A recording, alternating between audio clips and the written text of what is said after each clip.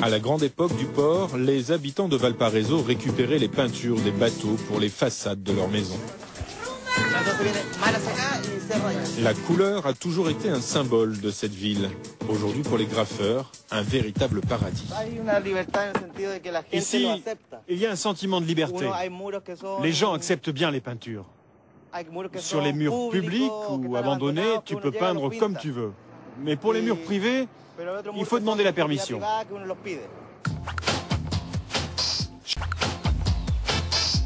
Lui, il s'est fait connaître en peignant des chats un peu partout.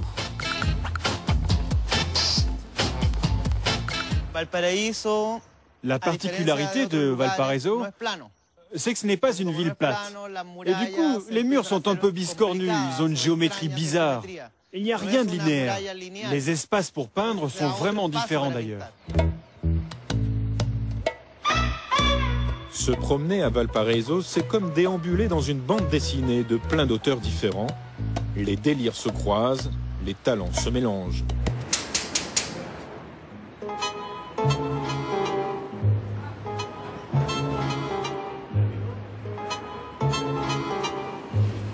Cette fresque-là, dans le quartier du port, ils ont été 14 à la peindre. Chucky, lui, n'était pas là cet été-là. Il vit juste au-dessus, sur la colline de Cerro Alegre, dans le quartier de l'ex-prison.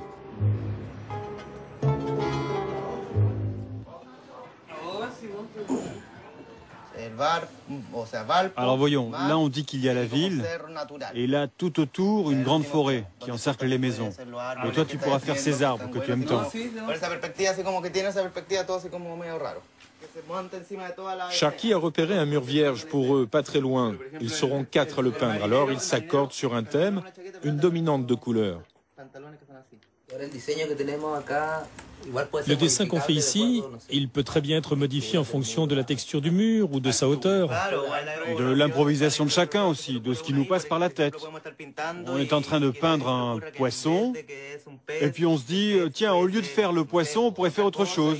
Et on part sur une autre idée. C'est comme ça.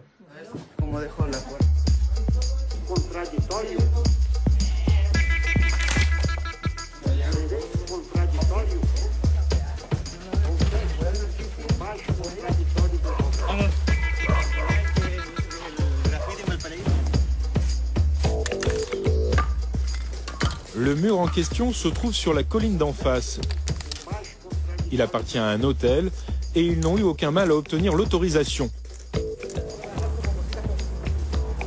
C'est plutôt une bonne opération pour les propriétaires. Quand le dessin est une commande, les graffeurs sont payés. Quand ils sont libres de peindre ce qu'ils veulent, c'est gratuit.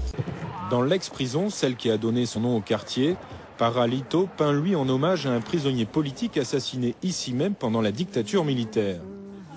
Il laisse dans ses créations beaucoup moins de place à l'improvisation.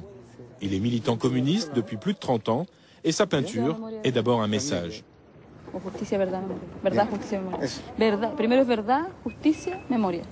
Son dessin est inspiré des précolombiens, un graphisme bien spécifique que tout le monde au Chili associe à la gauche. Ce graphisme-là, je l'ai appris avec la brigade Ramon Apara. C'est un groupe qui s'est formé dans les années, disons, 60-70 pour faire la propagande des candidats de la gauche populaire chilienne aux élections présidentielles de 1970. Fondamentalement pour Salvador Allende. En 1970, Allende représente un immense espoir de changement au Chili. Toute la gauche est dans la rue pour soutenir les réformes de son gouvernement d'unité populaire. Nationalisation du cuivre, autogestion, réforme agraire. Un gouvernement marxiste, démocratiquement élu, c'est une première mondiale en pleine guerre froide.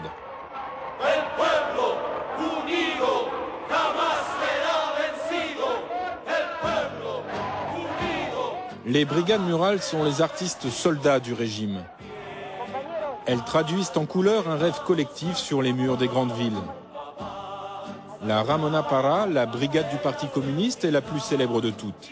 C'est là que Paralito fait ses armes. À l'époque, il n'a pas 20 ans et déjà sous ses ordres, une quinzaine de militants. C'était comme dans une équipe de foot. Chacun savait parfaitement ce qu'il avait à faire sur le terrain. Celui qui manie le mieux le pinceau, il fait le dessin. Les autres vont remplir avec les couleurs. Notre public, c'était l'ouvrier qui partait travailler en bus le matin. Il fallait donc que ce soit simple, bien défini et avec des couleurs très vives pour attirer l'attention.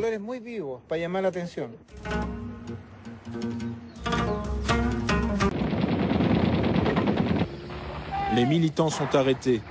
Pour les Chiliens commence alors une longue période de vie en noir et blanc. Elle durera 17 ans.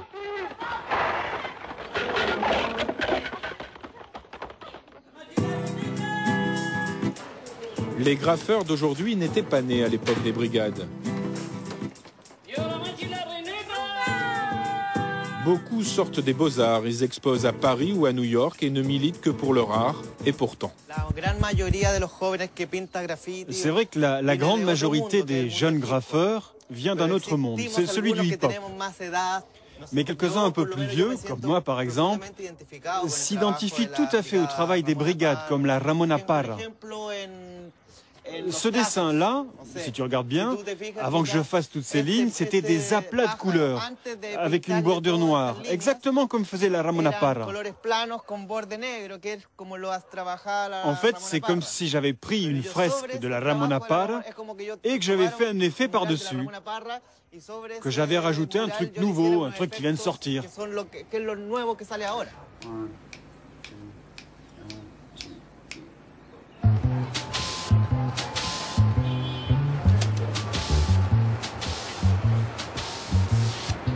Du travail des brigades, il ne reste plus rien sur les murs de la ville. Mais il y a une fresque que Paralito tenait à nous montrer. Il l'a peinte avec ses voisins un jour de 1988, lorsque le retour à la démocratie est devenu une chose possible. Parce que la première chose qui est revenue avec l'espoir, c'est la couleur. Imagine un peu ce soleil immense. Le Chili soulevé par un condor, l'oiseau symbole de notre patrie. Et là, notre passé, plein de désespoir, marginal, réprimé. Si je devais faire une radiographie du bonheur, ce serait ça. Avec les os, les articulations, les tendons, la peau, tout ça. C'est ça le bonheur de ce moment. L'art mural est un art éphémère, mais au Chili, les brigades l'ont marqué d'une marque indélébile. Même si les années ont effacé leurs fresques, à Valparaiso, elles font toujours partie de la vie et des murs de la ville.